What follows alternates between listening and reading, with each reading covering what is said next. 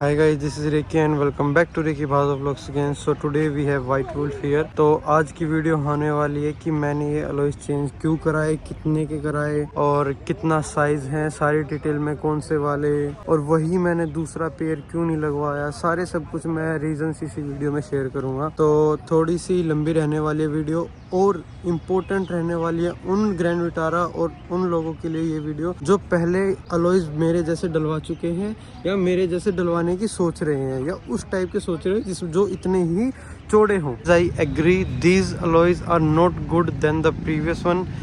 तो इस वीडियो में यही मैं मेन बात बताना चाहूँगा कि मैंने वो क्यों चेंज कराया जबकि वो मेरे को अच्छे लगते थे, इनसे भी अच्छे लगते थे।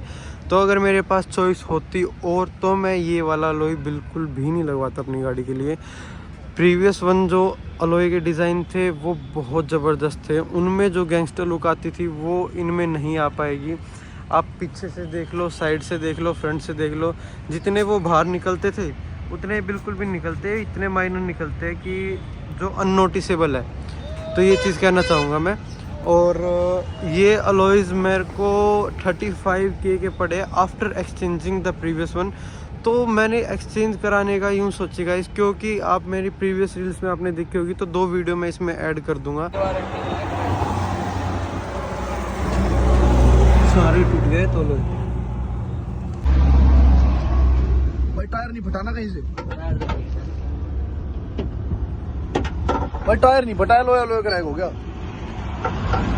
जो कि 2 क्लिप्स होने वाली है, जिसमें से एक मेरा पिछला रियर लेफ्ट लोए ब्रोक हो गया था। तो वो क्यों टूटा, क्या रीज़न थे उसके पीछे टूटने के, और फिर मैंने वही डिज़ाइन क्यों नहीं लगवाया दोबारा से, ये सारे सवाल आपके भी मन में आ रहे होंगे। तो उन सब के ही जवाब देने के लिए मैंने प्रॉपर वीडियो बनाने की सोची है। तो ये अलॉय उतने भी गंदे नहीं लग रहे जितना आप सोच रहे हो और मैं भी सोच रहा हूँ, क्योंकि ये अलॉयज़ के लिए मेरे को काफ़ी कॉम्प्लीमेंट आए हैं। 70 to 80% बढ़िया के ही आए हैं।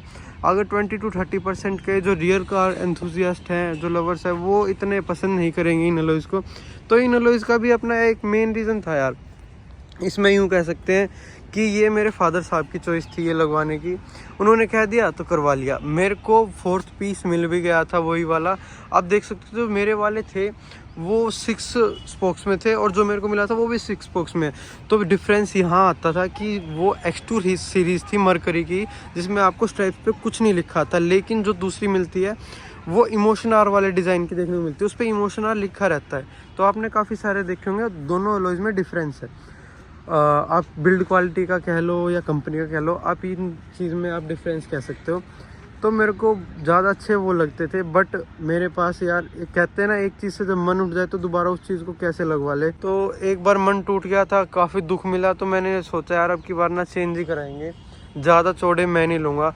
अगर आप भाई चौड़े अलॉयज़ ले रहे हैं, अगर आपकी मेरी की तरह रनिंग ज़्यादा है, तो भाई एक रिक्वेस्ट है आप सब लोगों से, इनकी जो आप ये देख सकते हो प्रोफाइल, ये टायर की प्रोफाइल आप ऊंची डलवाए, ना कि पतली। अब ये टायर अलॉयज़ डलवाने से मेरे को 2-3 एडवांटेजेस हुए हैं।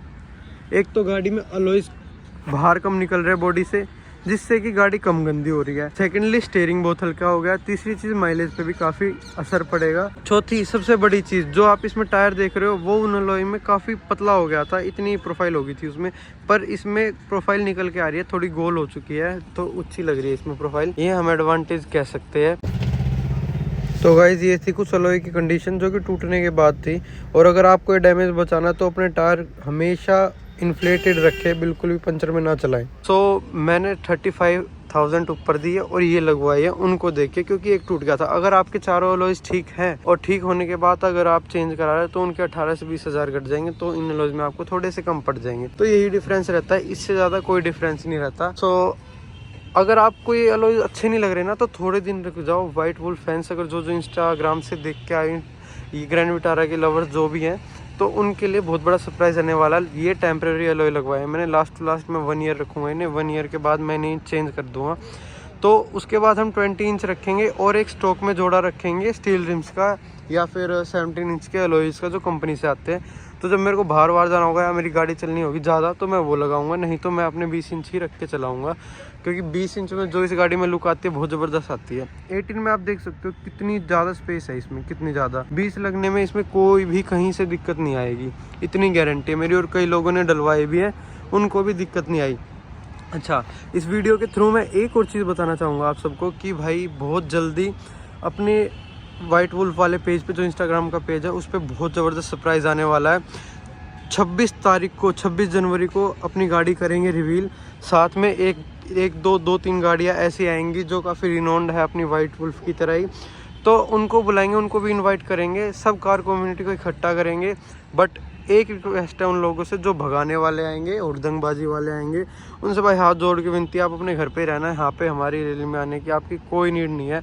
अगर आप एक कार लवर हो, कार एंथुसियास्ट हो, आना है घूमना, गाड़ी में बैठो, वीडियो बनाओ यार, घूम फिर के मजे लो, सारी चीज़ गाड़ियाँ देखो, अच्छे से ओनर से मिलो, सबसे मिलो और पूछो कि कैसे कैसे उन्होंने क्या क्या कराया है। स्पेशली मैं उन ग्रैंड विटारा वालों को इनवाइट करना चाहूँगा जो मेरे फैन पेज पे कनेक्टेड है। तो 26 तारीख को सारे यार दोस्त मिलेंगे और आपसदारी की गाड़ियाँ देखेंगे, आपसी गाड़ियाँ देखेंगे कि किसने क्या क्या काम करा रखा है।